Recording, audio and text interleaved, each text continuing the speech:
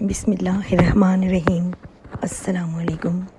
حضرت ام سلمہ رضی اللہ تعالیٰ عنہ اپنے شوہر ابو سلمہ رضی اللہ تعالیٰ عنہ کی وفات کا واقعہ اس طرح بیان کرتی ہیں کہ وفات کے وقت میرے شوہر کی آنکھیں کھلی تھیں جبکہ جسم میں حرکت نہ تھی اور نہ ہی بول سکتے تھے۔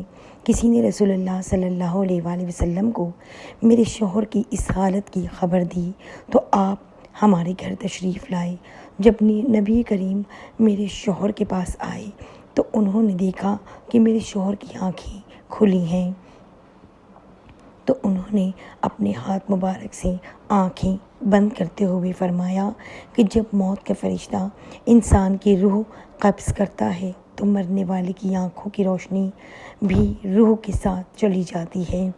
جب نبی اکرم صلی اللہ علیہ وسلم کے منہ سے یہ الفاظ نکلے تو گھر والوں نے رونا شروع کر دیا کہ ابو سلمہ رضی اللہ تعالیٰ عنہ اب اس دنیا میں نہیں رہے۔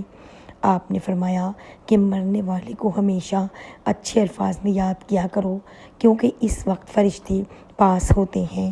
میت کے ارد گرد بیٹھے ہوئے لوگ جو باتیں کرتے ہیں فرشتے ان کی باتوں پر آمین کہتے ہیں۔ پھر نبی اکرم صلی اللہ علیہ وآلہ وسلم اللہ تعالیٰ سے دعا کی، اے اللہ، ابو سلمہ کو قبر کے عذاب سے معاف فرما اور اس کو اپنے خاص بندوں میں شامل کر لے جن پر تیرا خاص کرم نازل ہوا۔ اس کی قبر میں اپنی رحمتیں نازل فرما اور نور سے مالا مال کر دے۔ نبی کی اس دعا سے ثابت ہوتا ہے کہ جب مسلمان وصال کر جاتا ہے تو اللہ تعالیٰ مسلمان کی قبر میں نور اور رحمتیں عطا کر دیتا ہے، اور جب ایک غیر مسلم مر جاتا ہے تو اللہ تعالیٰ اس کی قبر کو تنگ اور عذاب سے بھر دیتا ہے۔ اس دنیا سے پردہ کرنے کے بعد انسان کے لیے سب سے خطرناک پہلی منزل قبر ہے۔ اگر انسان اپنی پہلی منزل قبر کے عذاب سے بچ جائے تو اس لیے باقی سب منزلیں پار کرنا کوئی مشکل نہیں رہ جاتا۔ اس لیے نبی کریم نے فرمایا کہ انسان کو مرنے کے بعد بہت سی منزلیں طے کرنا پڑتی ہیں، جن میں سب سے پہلے قبر کا عذاب ہوتا ہے۔ اگر انسان قبر کی سختی سے بچ جائے تو دوسری منزلیں اس کے لیے آسان ہو جائیں گی۔ ایک دفعہ نبی کریم قبرستان سے گزر رہے تھے تو رسول اکرم نے قبر کا عذاب بیان کرتے ہوئے فرمایا کہ مجھے اگر اس بات کا ڈر نہ ہوتا کہ تم میت کو قبر میں دفن کرنا چھوڑ دو گے تو میں اپنے رب کریم سے دعا فرماتا کہ وہ آپ کو بھی قبر کے عذاب سے آگاہ کر دے، جس طرح میں سن رہا ہوں اور دیکھ رہا ہوں۔ آپ جب صحابہ رضی اللہ تعالیٰ عنہ کو قبر کے عذاب سے آگاہ کرتے تو سب کے رونگٹے کھڑے ہو جاتے۔ حضرت محمد کا فرمان ہے کہ مرنے کے بعد قبر انسان کی پہلی سیڑھی ہے۔ جس بندے کی یہ منزل آسان ہو گئی تو باقی سب منزلیں اس کے لیے آسان کر دی جائیں گی۔ جس نے اس منزل سے آسانی حاصل نہ کی تو اس کے لیے دوسری منزلیں عبور کرنا بہت ہی مشکل ہو جائے گا۔ حضرت محمد نے فرمایا کہ میں نے آج تک قبر سے سخت ترین منظر کبھی نہیں دیکھا۔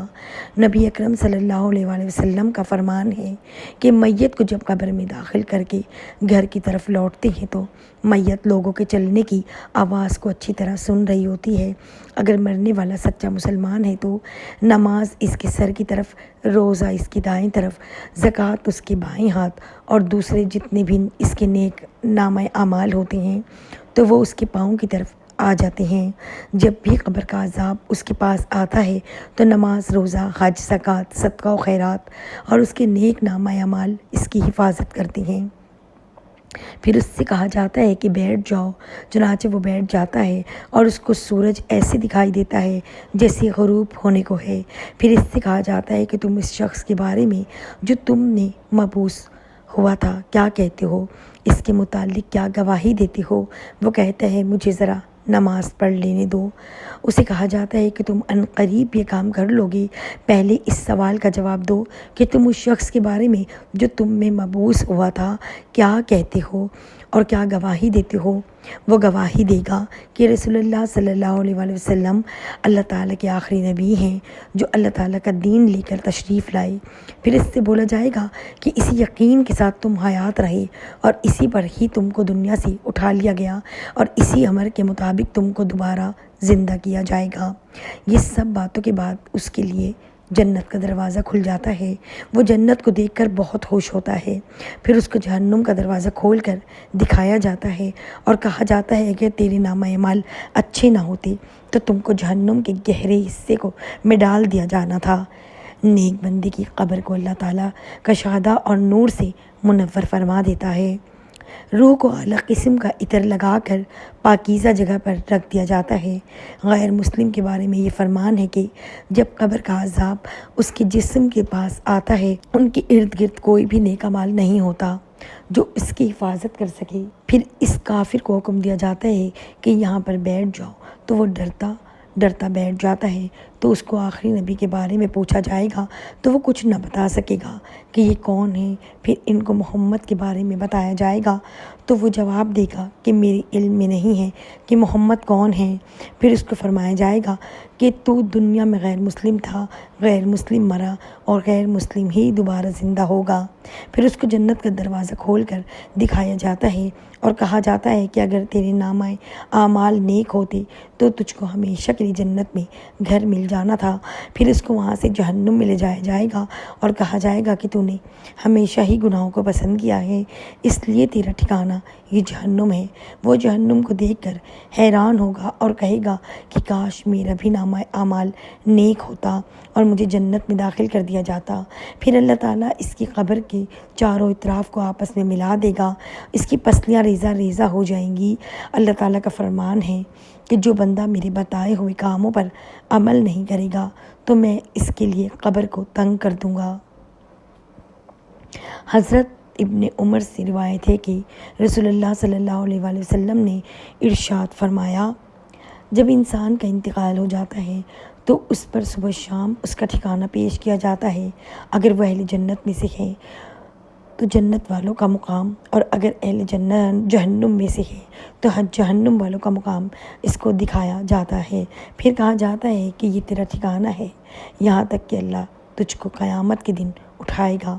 اسی طرح حضرت عائشہ رضی اللہ تعالیٰ عنہ سے روایت ہے کہ ایک یہودی عورت ان کے پاس آئی اور اس نے عذاب قبر کا ذکر کرتے ہوئے حضرت عائشہ رضی اللہ تعالیٰ عنہ کو دعا دی، اللہ تعالیٰ آپ کو عذاب قبر سے بچائے۔ حضرت عائشہ رضی اللہ تعالیٰ عنہ نے رسول اللہ صلی اللہ علیہ وسلم سے اس بابت سوال کیا کہ کیا واقعی عذاب قبر ہوتا ہے؟ تو رسول اللہ نے فرمایا، جی ہاں، عذاب قبر حق ہے۔ حضرت عائشہ فرماتی ہیں کہ اس کے بعد میں نے رسول اللہ صلی اللہ علیہ وسلم کو ہمیشہ دیکھا کہ ہر نماز میں عذاب قبر سے پناہ مانگتے تھی۔ حضرت سیدنا قتادہ رحمۃ اللہ علیہ فرماتے ہیں، عذاب قبر کے 3 حصے ہیں، 1/3 عذاب پیشاب سے نہ بچنے کے سبب، 1/3 غیبت کے سبب اور 1/3 چغلخوری کے سبب ہوتا ہے۔ اللہ پاک ہمیں قبر کی سختیوں اور عذاب سے محفوظ رکھے، ہمیں قبر میں نبی محترم حضرت محمد کی پہچان نصیب فرمائے، آمین ثم آمین۔